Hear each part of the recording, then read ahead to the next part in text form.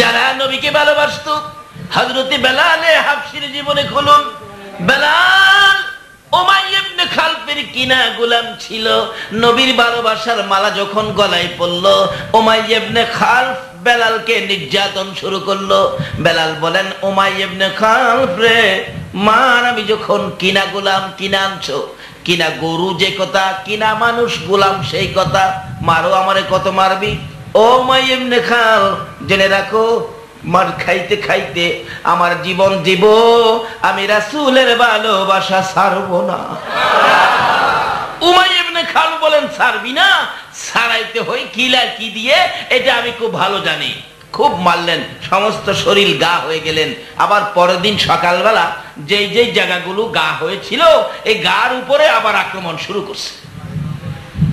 বেলাল আঘাতের পর আঘাতে এক একটা চিৎকার মারে, ইয়া রাসূলুল্লাহ বলে ডাক মারে। মারতে মারতে সমস্ত শরীর ক্ষত বিক্ষত।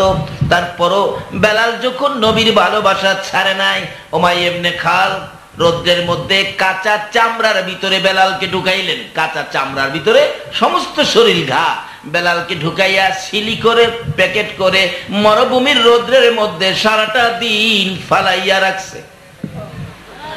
বেলাল শ্বাস ফালাইতে পারে না, একেবারে মৃত্যুর মুখে চলে গেলেন।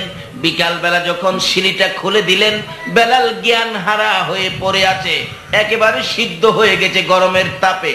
এরপরেও বেলালকে রেহাই দেয় না। বেলালের গলার মধ্যে রশি লাগাইয়া দিলেন। এক বয়সের ছেলেরা বেলালের রশি ধরে শেষরাইয়া রাস্তা দিয়া বেলালকে ঘোরায়। অবশেষে পাহাড়ের উপরে তুলেছে বেলালকে। পাহাড়তে যখন ধাক্কা দিয়ে ছেড়ে দিছে গো, বেলাল গড়াগড়ি করতে করতে পাথরের পর পাথরের বাড়ি খাইতে খাইতে সমস্ত শরীর রক্তে লাল লাল হইয়া পাহাড়ের নিচে পড়ে জ্ঞান হারা হইয়া পড়ে আছে। যখন বেলালের জ্ঞান ফিরে আসতো, চিৎকার মেরে ডাক মারতো, ইয়া রাসূলুল্লাহ, ইয়া হাবিবাল্লাহ, ইয়া রাসূলুল্লাহ, ইয়া হাবিবাল্লাহ। উমাইয়া ইবনে খালফ বলেন, এত মায়ের এত কষ্ট দেওয়ার পরও বেলাল এই কালিমা ছাড়ে না, নবীর ভালোবাসা বলতে পারে না। কি করব, কিভাবে বলাবো? একজন পরামর্শ দিলেন, শারীরিক নির্যাতনে বেলাল মুখে দিয়া নবীর ভালোবাসার প্রকাশ করে। উমাইয়া ইবনে খালফ অবশেষে মুখকে বন্ধ করার জন্য নবীর ভালোবাসার ব্যক্তি বেলালের মুখের ভিতরে জ্বলন্ত আগুন ঢুকাইয়া দিল। বেলালের মুখ জিহ্বা পুড়ে গেল। তারপরও বেলাল নবীকে ভালোবাসা ছাড়ে না। উমাইয়া ইবনে খালফ বেলালকে একটা রুমের ভিতরে বন্দী করে রাখলেন। বেলাল নবীর ভালোবাসায় গুনগুন করে দিন রাত কান্দে। একদিন আবু বকর এই রাস্তা দিয়া যাইতেছিল, শুনে কে যেন নবীর প্রেমে কান্দে। ডাকলেন, বাড়িতে কে আছো? উমাইয়া ইবনে খালফ বাহির হয়ে গেলেন, আমি আছি। তোমার ঘরে কে কান্দে? একটা কিনা গোলাম আখিরি নবীর কালিমা পড়ে ফেলেছে, এত মার দিলাম রে আবু বকর। এ বেলাল তো ওই নবীর ভালোবাসা ছাড়ে না। বলুন, আবু বকরের কলিজায় আগুন লাগছে নি? আবু বকর বলেন, উমাইয়া ইবনে খালফ রে, এটা কেমন পাগল রে, আমার একটু দেখাও না। উমাইয়া ইবনে খালফ দরজাটা খুলে দিলে আবু বকর দেখে সমস্ত শরীরে রক্তে লাল লাল হয়ে গেছে। আমি যেই নবীর পাগল, আরেক পাগল এখানে বন্দী হইয়া কান্দে। আবু বকর বলেন, উমাইয়া ইবনে খালফ, এই পাগলটাকে বিক্রি করে দাও না, মাইরা লাভ হবে কি? বিক্রি করলে তুমি নিবে? আবু বকর বলেন, নিব। কত দাম? যা দিয়ে কিনছি তা দিতে হবে, আমি রাজি, তাই দিব। ও আবু বকর, এই পচা বেলাল নিয়ে কি করবে? আবু বকর কান্দে, উমাইয়া ইবনে খালফ রে, নবীর পাগল দে রে, আমি নবীর দরবারে লইয়া যাইব। উমাইয়া ইবনে খালফ বলেন, আরো যদি বেশি টাকা দাম চাই তাও কি তুমি নিবে? আবু বকর বলেন, রে উমাইয়া ইবনে খালফ, শুধু বেশি টাকা নয়, আজকে যদি আমি আবু বকর 7 আসমান 7 জমিনের মালিক হই, আর তা দিয়ে যদি বেলালকে খরিদ করা লাগে রে, আমি 7 আসমান 7 জমিন দিয়া হইলেও বেলাল খরিদ করব, বেলাল থুইয়া যাইব না। আল্লাহ,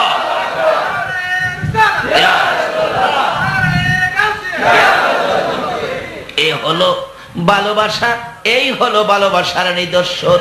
জীবন যায় নবীর ভালোবাসা ছাড়ে না। আমরা একটু স্বার্থের জন্য নবীর কথা বুইলা যায়। আমার নবীর আশিক পাগল আবু বকর বেলালকে খরিদ করে রুমের ভিতরে যাইয়া ডাকতেছেন, বেলাল রে আয় রে, আর মার খাইতে হবে না। বেলাল বলেন, আবু বকর ভাই আমি তো উঠতে পারি না, আমার সমস্ত শরীর গা হয়ে গেছে। আবু বকর বলেন, টাইনা দাঁড় করাই জি। ওমর বেলাল আবু বকর রেখে পিঠের মধ্যে কাঁধের মধ্যে একটা হাত এইভাবে দিয়ে হাঁটতে পারে না। আবু বকর বলেন, হাত যখন আমার উপর ফেলে দিল, রক্তের চাপে আমার জামা লাল হয়ে গেল। যাইতে যাইতে যাইতে যাইতে বেলালকে নিয়ে আমার নবীর পাশাপাশি চলে গেলেন আবু বকর। আমার নবী কাছাকাছি যখন যায়, বেলাল আমার নবীর সুন্দর চেহারা দেখে একটা চিৎকার মারছে রে, দয়ার নবী মায়ার নবী গো, আপনি নবী আমার জীবনের জীবন। বলুন, দয়ার নবী আপনি আমার জীবনের জীবন। বেলাল এইভাবে যখন আমার নবীর সামনে দাঁড়াইয়া গুনগুন করে নবীর প্রেমের গান গায়, আমার নবী বলেন, আবু বকর রে আয় রে, আমার বেলালকে আমার পাশে নিয়ে আয়। নবীজির সামনে দাঁড়াইলে বিবরণ যখন খুলে বললেন লম্বা হয়ে যাবে, আমার নবী একটু থুতু মুবারক দুই হাতের মধ্যে লইয়া যখন বেলালের গায়ে লাগাইল, বেলাল আগের চাইতে সুস্থ হইয়া যায়। এই ছিল ভালোবাসা, আর এই ছিল ভালোবাসার পুরস্কার। আমরা এখন মুখে মুখে ভালোবাসি, কাজের বেলা। নবীর ভালোবাসার অর্থ বিবিকে পর্দায় রাখা না বেপর্দা করা? আচ্ছা, পর্দা আর বেপর্দা লাভ কি একরকম হবে? যে মহিলারা পর্দায় ছিল, স্বামী স্ত্রীর মধ্যে ব্যবহার ভালো ছিল, ওই রকম মহিলাদের সন্তান হলো গাউসে পাক আব্দুল কাদের জিলানী রহমাতুল্লাহ। নবীজি পর্দার ব্যাপারে কত নির্দেশ, স্বামী স্ত্রী মহব্বতের ব্যাপারে কত নির্দেশ। আল্লাহু আকবার। স্বামী হযরত আলী রাদিয়াল্লাহু তাআলা মুতার যুদ্ধে যাবে, তবুকের যুদ্ধে যাবে, মুতার যুদ্ধে নয়, তবুকের যুদ্ধে যাবে হযরত আলী রাদিয়াল্লাহু তাআলা। খাতুনে জান্নাত ফাতেমাতুজ জাহরা একদিন বলে ফেললেন সামনে দাঁড়ায়া, স্বামী তবুকের যুদ্ধে যাবেন? হ্যাঁ। শোনেন, আমার জন্য একটা নতুন কাপড় আনেন। আচ্ছা, স্বামীর কাছে স্ত্রী কাপড় চাইতে পারে কিনা? অধিকার আছে না? আমার জন্য নতুন একটা কাপড় আনবেন। খাতুনে জান্নাত ফাতেমাতুজ জাহরা, নবীর মেয়ে হাসান হুসাইনের মা বলতেছেন, স্বামী আমার জন্য নতুন একটা কাপড় নিয়ে এসেন। আবার বুঝাইয়া বলতেছেন, স্বামী গো, যেদিন আমার বিবাহ আপনার সাথে হয় এই দিনও আপনি নতুন কাপড় দেন নাই। আচ্ছা, বিবাহের দিন একটা নতুন কাপড়ের সিস্টেম আছে কিনা? একবারে একটা কাপড় নতুন হইলে নিতে হয়। আর স্বামীর বাড়ির কাপড় পরেই মহিলারা এদিন দেয়, তার কবুল দেয়। কিন্তু ফাতেমা বলেন, বিবাহের দিন আমাকে নতুন কাপড় দেন নাই। আমার মা খাদিজাতুল কুবরা রাদিয়াল্লাহু তাআলা আনহার মৃত্যুর পরে মৃত্যু মায়ের কাপড় ছিল ঘরে, মৃত মায়ের কাপড় পরে আমি ফাতেমার বিবাহ হয়েছে। স্বামী গো, মৃত মায়ের কাপড় পরে আমার বিবাহ হয়েছে। দুইটা সন্তানের মা হলাম, হাসাইন আর হুসাইন। একটা নতুন কাপড় দেন নাই, আমাকে একটা নতুন কাপড় দিতে হবে। যুদ্ধের থেকে আসার সময় নতুন কাপড় নিয়ে আসবেন। বলুন, এইভাবে স্বামীর কাছে চাওয়া স্ত্রীর অধিকার আছে কিনা? কিন্তু অধিকার মতো তো চাইলেন, কিন্তু স্বামী হযরত আলী একটু কষ্ট নিলেন মনে, কি যুদ্ধে যাইতেছি, এই সময় তুমি নতুন কাপড় চাইলা, যুদ্ধের থেকে আসতে পারি কি না পারি এই খবর নিলা না, মনটা একটু ভারী হয়ে গেল, কষ্ট হয়ে গেল। চলে গেছে যুদ্ধে। এদিক দিয়ে হাসাইন আর হুসাইন দুই ভাই নবীজির কাছে গিয়ে বলে, নানা নানা গো, আমার বাবা তবুকের যুদ্ধে যাচ্ছিল, আমার মা নতুন জামা চাইছিল, আমার বাবা দেখছি মনটা খুব কষ্ট। এদিন থেকে আমার নবী ফাতেমার ঘরে আর আসে না। এখনো দিনের মহিলারা স্বামীর মনে কষ্ট দেয় কিনা? দেয় না? স্বামীরা তো ঘুষ খাওয়া শিখাইছে মহিলারা। পার্শ্ববর্তী মহিলার স্বামী ব্যবসায়ী মানুষ, রোজার ঈদে 5,000 টাকার শাড়ি আনছে, আর পাশের ঘরের বেচারা চাকরি করে, কম দামি চাকরি। মহিলা তো চিল্লাইতেছে, পার্শ্ববর্তী মহিলার শাড়ি 5,000, এই ঈদে 5,000 টাকার শাড়ি না দিলে তোমার সাথে কথাই কমো না, এই ফুইল্লা ফেসি হয়ে রয়েছে। স্বামী আইসে কয়, তোমার কি হয়েছে? কমইরা দামু, তোমার লগে কথা কমো না। আরে কি ব্যাপার? 5,000 টাকার শাড়ি, বেচারা বেতন ওই 5,000 আছে না? 5,000-এর কর্মচারী কন্ত বেচারা কি দিয়ে শাড়ি আনবো? তখন ওই অপারক হইয়া অফিসে গিয়া বলে পিয়ন টিয়ন রে, একটু ডাইনে বাউে লইস। আছে না ডাইনে বাউের পয়সা? আমাদের দেশে কই উফরি উফরি। কই বেতন পাই কত? বলারা কই বেতন পাই তো 7,000। কই উফরি কেমন পা? বেতন 7,000-এর পরে জিগা উফরি কেমন পা? আচ্ছা উফরিটা কি জায়েজ? ওই সিগনেচার দেয় না 200 না দিলে। আপনাদের চট্টগ্রামের স্টেশনেও টিকিট নাই, আবার 10 টাকা বাড়াইলে টিকিট হয়। আমি একদিন বলছি, মাস্টার সাহেব এগুলি নিয়ে কারচুপি করবেন না, জনগণকে সঠিকভাবে দেন, আপনারা বেতন পান না। হুজুর টিকিট নিবেন, না হলে পরে আসেন। আমার পরে আসতাম আমি, কি পরের ঘটনা কিন্তু একদিন কিন্তু পরের ঘটনাগুলি ক্যাসেটে পাইবেন। টিকিট নাই, টিকিট আছে, সিট নাই। ভাই সাহেব দূরে যামু, 10 টাকা চার জন্য দিমু। কোথায় রাহেন দেখি, টিপা টিপা কই একটা টিকিট আছে। 10 টাকা বাড়াইলে নাই টিকিট আছে। এরূপ আমাদের বাংলাদেশে আছে কিনা বলুন তো? এইগুলি বন্ধ করতে হলে নারী সমাজ এগিয়ে আসতে হবে। মেয়ে নারী যদি, স্ত্রী যদি বলে দেয়, শোনো একটা পয়সা বেজাল আমার সংসারে আনতে পারবো না, এই বেজাল রোজগার আমার সন্তানদেরকে আমি খাওয়াবো না, বলুন স্ত্রী যদি এই কঠোর হয়ে যায়, স্বামী কি বাজে কাজে হাত দিতে পারবে? যে সমস্ত মহিলারা এইভাবে রোজগার পরিষ্কার রাখলেন, হালাল খাইলেন, ওই সমস্ত মহিলাদের সন্তানেরাই নামাজি হয়, আল্লাহর ওলি হয়। এখন সন্ত্রাস হয় কেন? কারণটা কি? এই খাওয়ার মধ্যে ভেজাল ঢুকছে। ডাইনে বামে কিছু নিস, বাড়ি অন্যি ফেসাও ফেসি হইছে, এটারে ফেসা বানান লাগবো।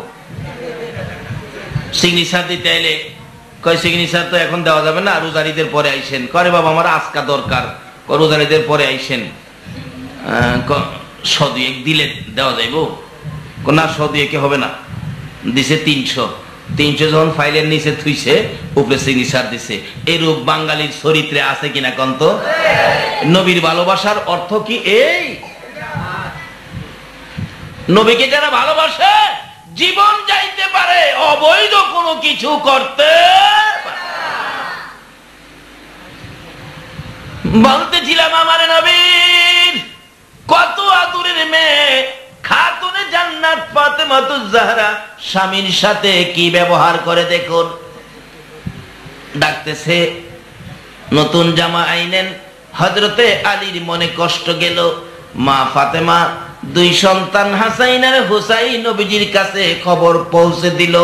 আমার নবী বলেন, স্বামীর মনে কষ্ট দিয়েছে, ফাতেমার ঘরে আর যাব না। একদিন চলে গেল, নবীজি আসলেন না। 2 দিন চলে গেল, নবীজি আসলেন না।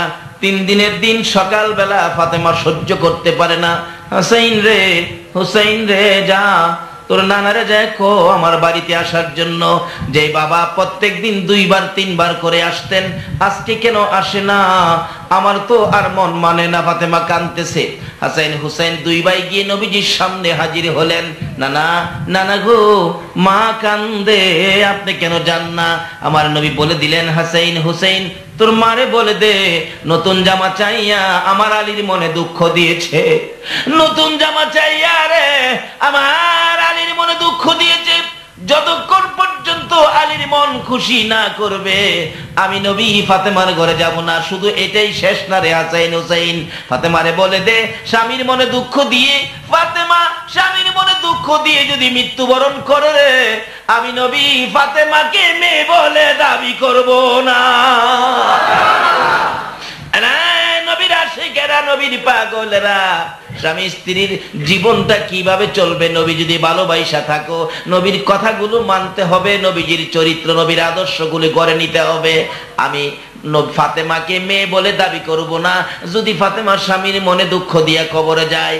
এবার এই খবর পৌঁছে দিলেন হাসাইন আর হুসাইন মায়ের কাছে। 3 দিন শেষ, যুদ্ধ বিজয়ী হয়ে গেল।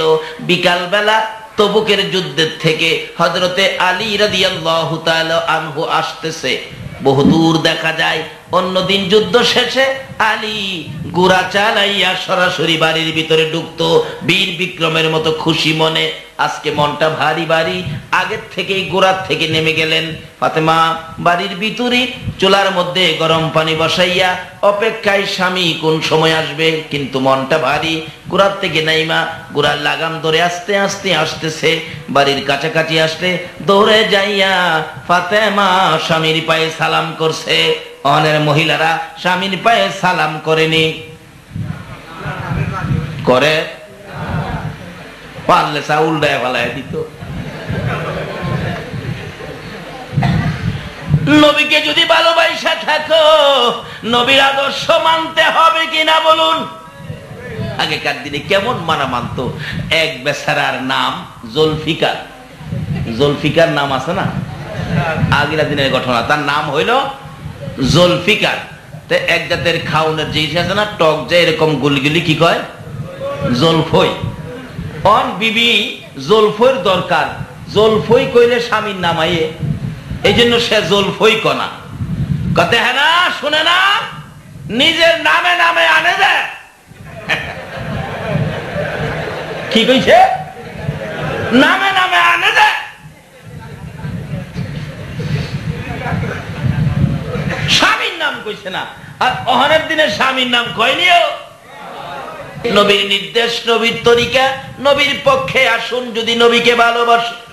আমার নবীর কলিজার টুকরা মেয়ে খাতুনে জান্নাত ফাতেমাতুজ জাহরা, যিনি জান্নাতি মহিলাদের সরদারিনী হবেন। আল্লাহু আকবার বলো। ইনি স্বামীর কাছে নতুন জামা চাইলে একটু কষ্ট পাইলেন স্বামী। আমার নবী বলেছেন, ফাতেমা রে, এই স্বামীর মনে কষ্ট দিয়ে তুমি যদি মৃত্যুবরণ করো, আমি নবী তোমাকে মেয়ে বলে স্বীকার করব না। আসলে কি স্বীকার করবে না এটার জন্য বলে নাই, বলছে উম্মতের শিক্ষা দেওয়ার জন্য। স্বামী আসতেছে, আর আমরা দেশের মহিলারা যদি স্বামী এই কথার লেগে কষ্ট পাইতো, বাইতায়া 3 দিন লাগলো এটারে সোজা করবার লেগে। একটা নতুন কাপড় চাইছি, কাপড় দিছ না, আবার মনে কষ্ট নিছ, স্বামী বাইতাইয়া হেমেশায় রাখবো, হেমেতে গেলে হেমেশায় থাকবো। একটা কাপড় দিছে না, আবার আমার আবার রাগ হইছো তুমি, রাগ আমি, উল্টা হইছো তুমি।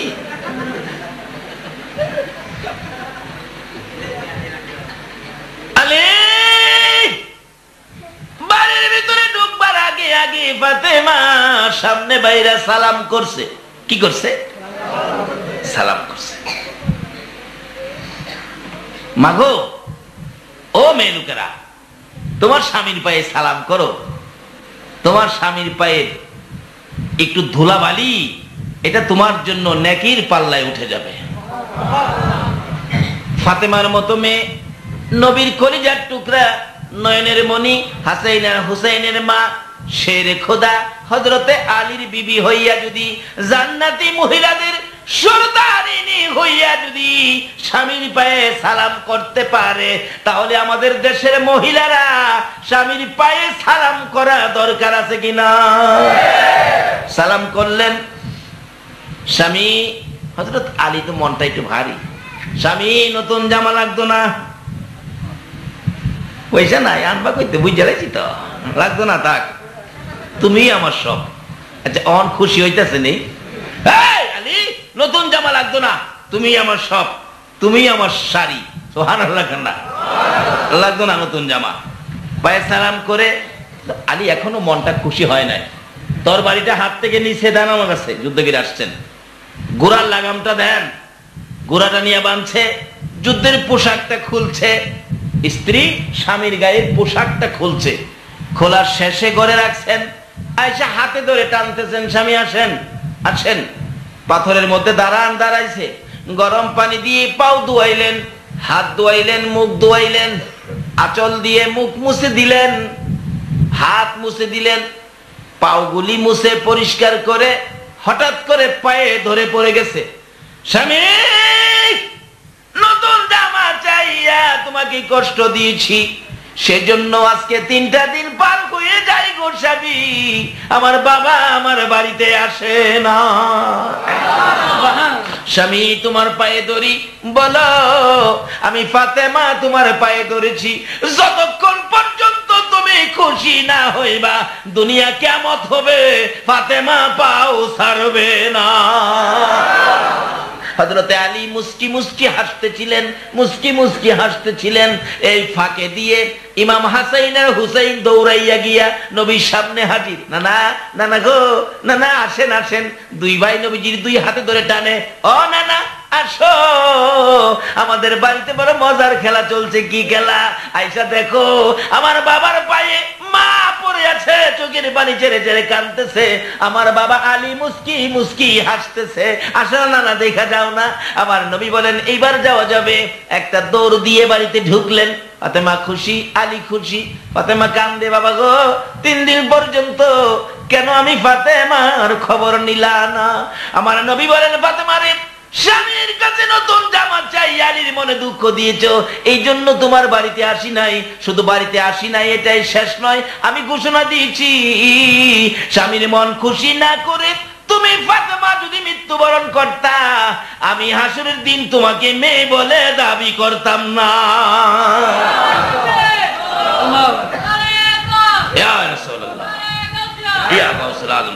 বাবারা ভাইয়েরা, এই আওয়াজগুলি মাইকের মা বোনেরা শুনতেছে কিনা কন্ত? স্বামীর খেদমত, মা বোনদের স্বামীর খেদমত করা দরকার আছে কিনা? আপনাদেরও স্ত্রীর প্রতি কিছু কর্তব্য আছে কিনা?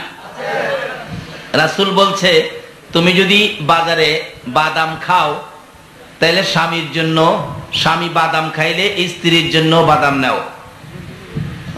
বাজারে খাইয়া, পার্কে বৈশা বাদাম খাইয়া শুক্লার টাল জমাইছে, বিবির লেগা 50 গ্রাম নেয় না।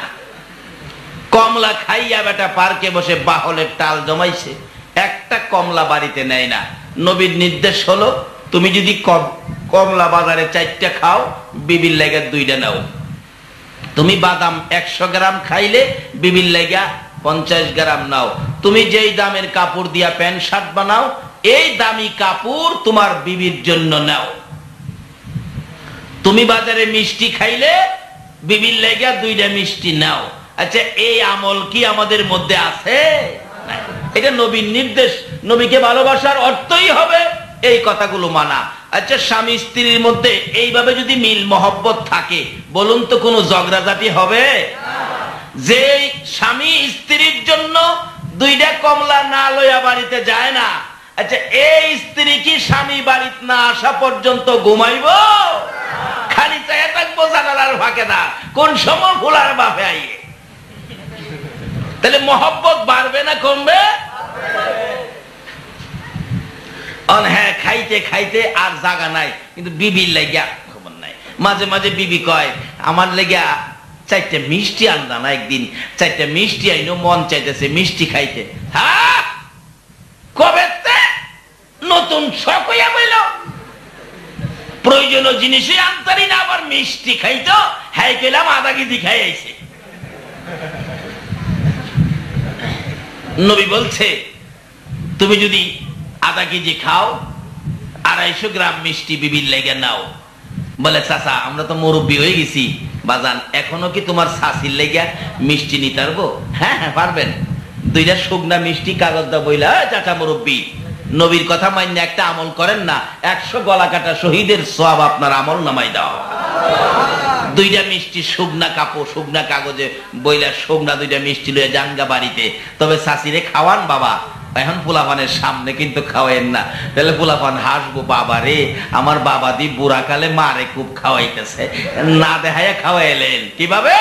ডাইকা দরজার সিফাত নিবেন, ও তিব্বতের মা এদিকে তোরে জীবন ভরা খাওয়াইছি না, নবী বলে কইছে আমি খাইলে তোরেও খাওয়াইতাম, এদিকে ডাইকা নিয়ে দরজার সিফাত কাগজ সহ গলার সিফাত আর দইরা দোয়াই দিবেন, খা। এই 2টা মিষ্টি যদি নবী কইছে এই মহাব্বতে কেউ খাওয়াইতে পারেন, কাল কিয়ামতে একে উসিলা করে আপনাকে মাফ করে দিবে। আল্লাহু আকবার।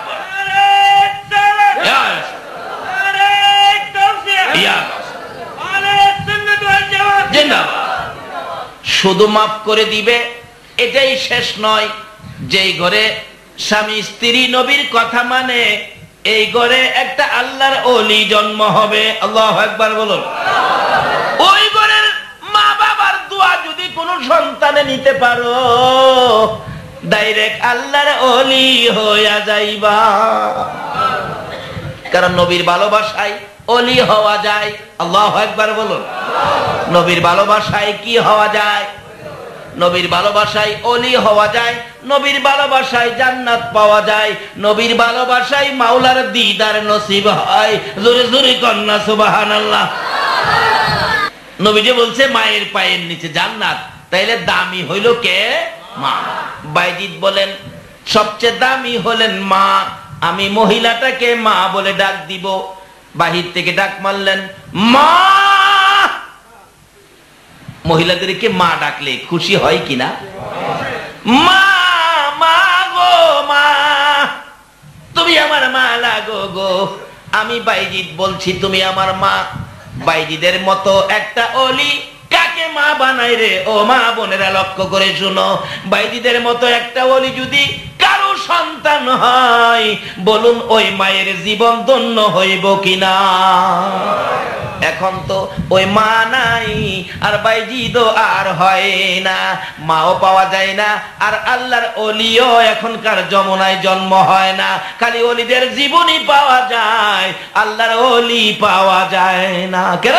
মা ওই নাই, যা আছে কিছু এটা ওই রয়েছে ওখানে, আন্টি মান্টি হাঙ্কি টাঙ্কি ওয়ে বেরিয়েছে।